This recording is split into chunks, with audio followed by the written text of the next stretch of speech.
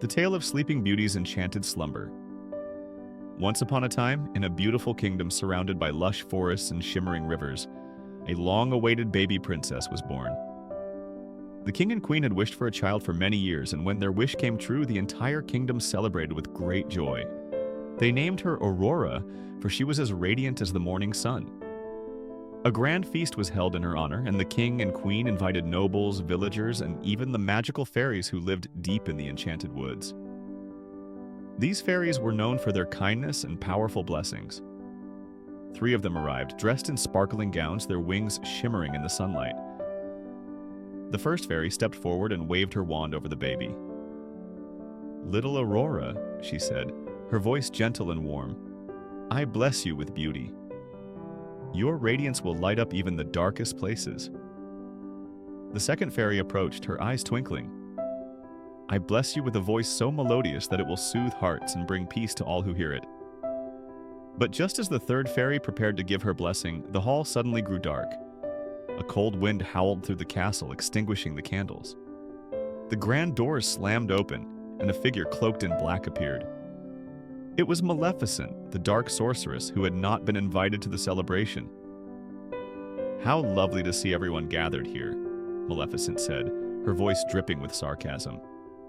"But how unfortunate that I too was not included in this joyous occasion." The king stepped forward, trembling. "Maleficent, please, we meant no offense." "Enough!" Maleficent snapped, her eyes blazing. She raised her staff and green flames erupted around her. "Since you chose to exclude me, I shall bestow my own gift upon the child. On her 16th birthday, she will prick her finger on the spindle of a spinning wheel and fall into a sleep from which she will never awaken." The room was filled with gasps and cries of despair. Maleficent cackled, her laughter echoing through the hall before vanishing in a cloud of smoke. The third fairy, who had yet to speak, stepped forward. "Do not fear, your majesties. While I cannot undo Maleficent's curse, I can soften it. The princess will indeed fall into a deep sleep if she pricks her finger, but she will not die. She will awaken with true love's kiss." Though the king and queen were relieved by the fairy's words, they still feared the curse. To protect their daughter, they ordered every spinning wheel in the kingdom to be burned. For 16 years, Aurora grew up loved and cherished. She became everything the fairies had blessed her to be: kind, graceful, and beautiful. She spent her days exploring the forest, singing with the birds, and befriending the woodland creatures. But Maleficent had not forgotten her curse. On Aurora's 16th birthday, while wandering the castle, she stumbled upon a hidden staircase spiraling up into a dark tower. Curiosity got the better of her, and she climbed to the top.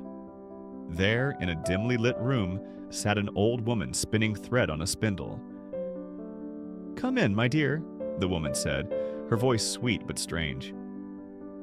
"Would you like to try spinning?" Aurora, enchanted by the spinning wheel she had never seen before, reached out to touch it. The moment her finger grazed the spindle, she collapsed to the floor. The curse had come true. The fairies, heartbroken, placed Aurora on a grand bed in the castle's highest tower. They cast a spell over the entire kingdom, putting everyone into a deep sleep until Aurora could awaken. Time passed, and thick vines and thorns grew around the castle, shielding it from the world.